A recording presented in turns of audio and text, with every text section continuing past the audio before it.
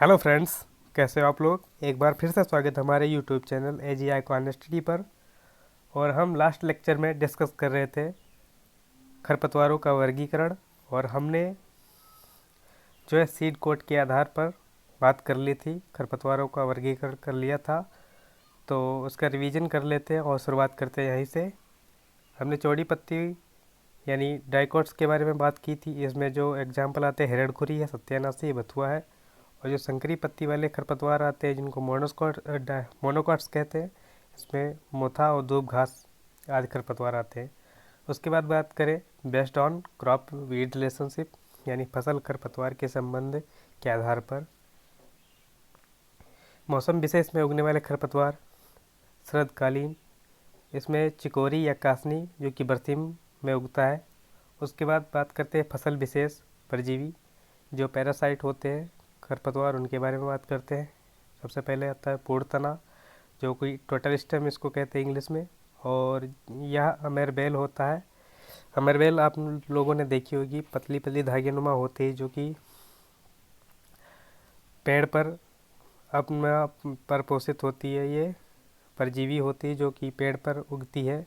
जो इसकी जो मुख्य फसल होती है वो रिजके पर उगती है, जिसको इंग्लिश में कैस्कूटा रिफ्लेक्सा कहते हैं। और इसको डोडर भी कहा जाता है। उसके बाद आता है अर्धतना यानी सेमी रूट पैरासाइट जो कि लॉरेंथस होता है खरपतवार, जो कि आम और नींबू पे उगता है। उसके बाद आता है पूर्ण जड़ यानी टोटल रूट पैरासाइट जो कि भुई फोड़ा और बंकी या भूम रैप के नाम से जाना जाता है इसे। यह तंबाकू और सरसों की फसल में उगता है। इसके बाद आता है सेमी रूट पैरासाइट जो कि स्ट्राइगा होता है। इसको यह ज्वार, बाजरा, मक्का, गन्ना, सूरजमुखी आदि फसलों में उगता है। उसके बाद बात करते हैं हम फसल संबंधी खरपतवार। नंबर 1 होता है सूक्ष्म जलवायु खरपतवार जो कि चिकोरी, कासनी आप लोगों ने पढ़ चुका है, जो कि बरसीन में उगता है। उसके बाद निकलची वीड यानी मिमिक्री वीड। मिमिक्री वीड भी होते हैं निकलची, जो किसी फसल जैसे गेहूं है हमारा और उसी के समान दूसरा खरपतवार जो उगता है उसे निकलची वीड कहते हैं। ये गेहूं सा पढ़ते हैं फाइलेरिस माइनर, आप लोग जानते होंगे। यह खरपतवार गेहूं का खतरनाक खरपतवार है जो कि गेहूं के समान ही दिखता है। इस गेहूं और इस खरपतवार में ज़्यादा अंतर नहीं होता। अगर खास ये जब इसकी फ्लावरिंग होती है तभी इसको पहचाना जा सकता है। यह गेहूं में उगता है। इकाइनो क्लोआ कुशगेली, यह धान का मिमिक्री वीड है।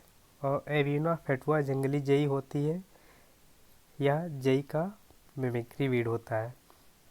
उसके बाद पढ़ते हैं सापेक्ष खरपतवार रिलेटिव वीड। रिलेटिव वीड गेहूं के खेत में अन्य किसी फसल के पौधों का उगना, जैसे जौ। यानी गेहूं जो हम फसल लगाए हैं इसमें अन्य अगर कोई फसल उग जाती है, अन्य फसल के पौधे उग जाते हैं तो वे रिलेटिव वीड कहलाते हैं।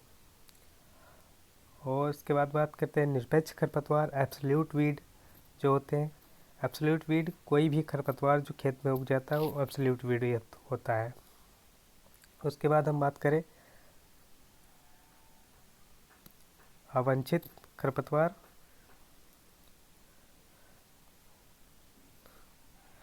जो कि रोग वीड कहलाते हैं।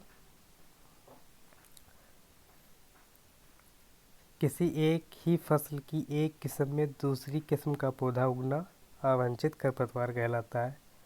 और इसको जो निकालने की प्रक्रिया होती है उसे रोगिंग कहते हैं। गेहूं की किस्म, सॉरी ये बार बार इंटरफेस ओपन हो रहा है।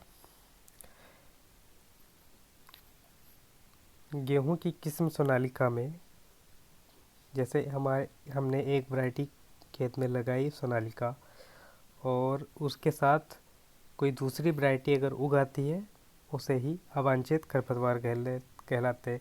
सोनालिका हमने वैरायटी लगाई, उसके साथ लोग एक की उसमें कुछ किस्में आ गए कि उस किस्म के लोग एक किस्म के कुछ पौधे उग गए, वो अवांछित खरपतवार कहलाते, और इन अवांछित खरपतवारों को निकालना रॉगिंग कहलाता है।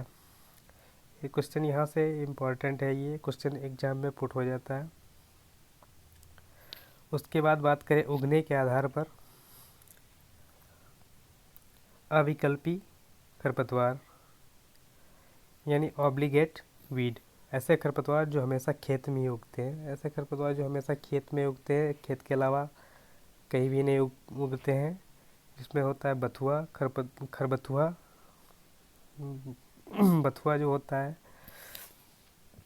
छोटा होता है, खरबथुआ बड़ा होता है, उसके मोथा होता है, धूप घास होती है, सावा होता है। और विकल्पी वीड जो होते हैं, फैक्चुअल टेटिवीड, ऐसे खरपतवार जो गैर कृषि क्षेत्र में, कृषि क्षेत्र में दोनों में उगते हैं, जो कृषि क्षेत्र में भी उगते हैं और गैर कृषि क्षेत्र में भी उगते हैं, ऐसे खरपतवार फैक्चुअल टेटिवीड कहलाते हैं।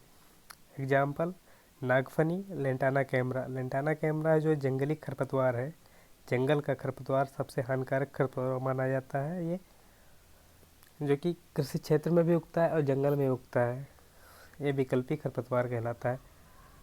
उसके बाद हम बात करते हैं खरपतवारों का प्रोपोगेशन यानी प्रवर्धन के बारे में। जो अमरबेल होता है खरपतवार, उसका प्रोपोगेशन होता है वो तने से होता है। जो गाजर घास होती है, उसका जो प्रोपोगेशन होता है वो क्राउन से होता है। और जो धूप घास होती है, उसका प्रोपोगेशन होता है रनर से। और हिरणखुरी जो होता है खरपतवार, उसका प्रोपोगेशन होता है यानी प्रवर्धन होता है जड़ से। जो मोथा होता है, उसका होता है शकर से प्रवर्धन।